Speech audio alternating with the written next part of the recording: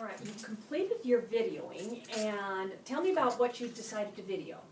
So I decided to video a lesson about coding, because we had talked about coding in our literacy class. So I decided to do a video about using the cards, the coding cards, a plus, a minus, a question mark, and an exclamation mark, in order to have the students leave some tracks of their thinking.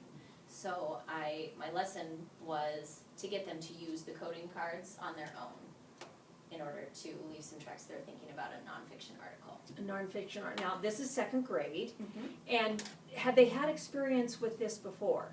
It seemed like they had to. When I started the lesson, it seemed like they had done it maybe as first graders. They hadn't had experience with it this year, but I felt like some of them had seen it before. Okay, so this is a whole group lesson. Yep. Okay, their first experience, and I think we're looking at day 2 today? Yep, we're looking at day 2 today. So the first day we had done an interactive writing with what those cards meant.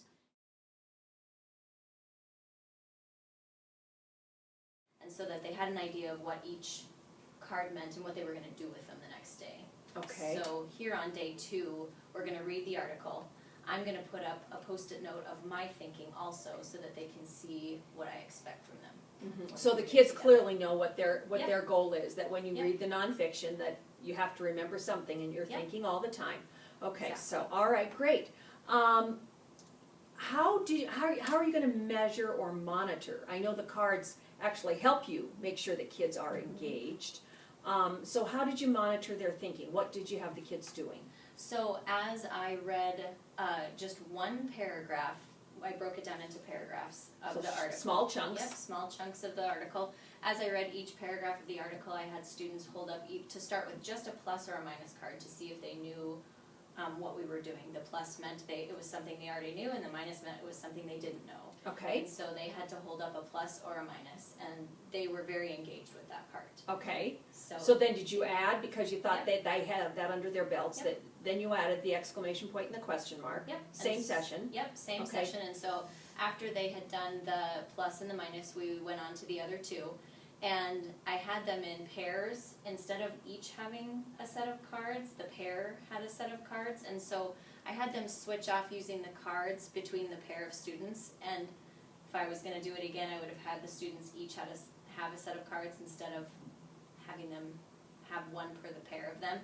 Because once it got to the exclamation mark and the question mark, I felt like they weren't quite following me as closely as they were at the start. So they weren't as engaged. Yep. You feel like if everybody had their own cards, Yep. they would have been more engaged. Yes. Okay, because nobody could just sit there and do nothing. Yep. Okay, all right. So that is a change that you would make the next time you use the cards. Yes. Okay. You felt like they were having success with the plus. How did you feel the kids did in terms of their response?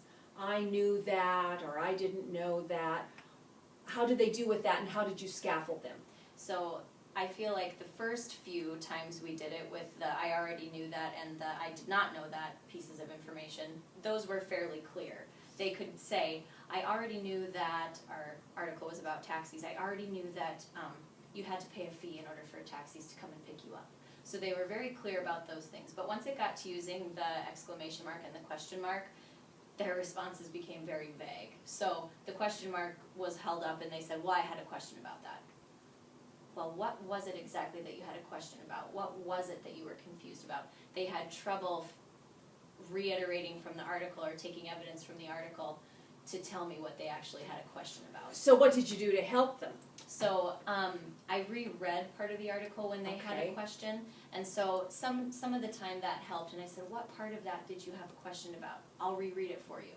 And so I would reread the text. They figured out, oh, I had a question about this word. There was a word in there I didn't know. You know, I have found when I'm using the coding that the one that challenges students the most is the questioning. They tend to avoid it and Yep. not ask questions, and so when I'm modeling with them and jumping into the conversation, that tends to be the one that I model a lot. I have a question about. And I should have done more of that, I think. Okay, so you would next time do more of that. Yep. And you know that maybe you're gonna have to do that in the future. Definitely. Because your next steps are gonna be to move to, To move this to hopefully centers or to move this to independent practice. So if I'm going to move it to independent practice, what I want them to be able to do is to tell me what they have a question about and why. So if there's something that they don't understand, well, why don't you understand it? What's confusing to you? So were you, this was a whole group activity, and I'm thinking that you're gonna take the taxi article Yep. and put it into our Lead 21 Big Book, and so is this gonna be their response to Big Book? Yep, this could be a response to their big book as a whole group, or it could also be in response in our small group to their differentiated reader. Into the differentiated reader small group, Yes. and then to independent Yep. practice? Okay, so small group and then independent practice, perfect. So those are your next steps. Right now, you're just verbalizing, having kids do that. Did you do anything with the writing and response and recording that? Because I know we were doing some interactive writing with that too. Yep. The first day with the interactive writing piece, we had read the first 2 paragraphs of the article and written down something we already knew, something we didn't know as a piece of interactive writing. So first you just did the cards and Yep. talked about it, Yep. and then you recorded it Yep. in an interactive way. Yep. Okay, so you're setting the stage right away for, I'm gonna either use this in response to whole group Exactly. and or small Small group. group. And eventually, not only are they gonna talk about it in conversation, but they can do that in their journal Journals. writing as they are working independently. Great. Yeah. How about your space arrangement, your tools, all of those kinds of things? I think the space arrangement was okay. The first day that I did the lesson, I had them all at the carpet in front of the easel, and I felt like they were all right there engaged because everybody was looking at the easel. When I moved them back to their desks on the second day to use the cards, I still felt like they were engaged, and I felt like they, could see everything up on the projector because I had it projected. Having them in pods helped a little bit because they can have collaborative conversation. I kind of wish the projector or their desks were a little bit closer, just so that I could feel like they were more of a group instead of scattered everywhere in their desks. I'm noticing that in a lot of rooms because everybody's using those projectors, and Right. I always feel like I have more success on the carpet because those desks are not close enough to me. So I think you're right, either you move those desks up, or, depending on the room, move the desks back and use that floor space. Yep. Because I know why you threw it up there, so the print would be bigger. Right. And so that is something that I think a lot of classroom teachers are still playing with. We're gonna look at one chunk. You're gonna choose something that was a challenge or something that you thought was going well. Describe for me which part we're gonna look at. So we're gonna look at the second day of the lesson, and we're gonna look at me reading the article with them and them holding up the cards. You'll also see me putting my thinking up there too, so that they know what I'm expecting. So I'm putting my thinking up there, but also asking them for theirs. Okay, all right, so after looking at the video, I noticed that you said this was day 2, and that, again, you're showing your thinking first. Are there any things, was this a success, was this a challenge, what would you change? Tell me what you were thinking. It was a challenge for me because I think that I had already given them enough scaffolding for them to do it on their own. I don't know that they needed my thinking that day. Okay, so, I think that they could have done it independently. I think that I was still giving them too much support. I think they were ready to be independent without my thinking there. okay, and I think we're constantly moving ourselves up and down that scaffold, Yep. And where are they, even mid-lesson, Mm-hmm. and that's terrific. Okay, so I noticed that, you've already said that you'd like them to have their own cards, and your goal was to have them have collaborative conversation. Do you think that got in the way of learning or enhanced your learning?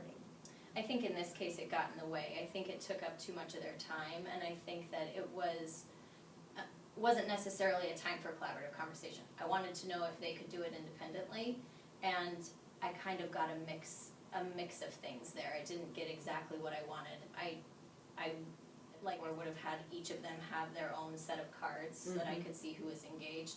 And then I think our next step could be doing some collaborative conversation with that, but I don't think this was the place for it. And I think collaborative conversation is gonna happen naturally in Yep. that small group setting. Right. So maybe too, when everybody had their cards and everybody was responding, rather than just listening to the smart thinking from one student, you would have a variety of students Yep. Sharing their thinking, so those who maybe are not as sure of what they were doing would hear from a lot of different people instead of just one. Yep. The nature of how they're sitting in their pods, that would have been a much better way to go about it, for each of them to have their own cards, and that probably would have happened naturally for them to be talking in their own pod instead of Okay, great.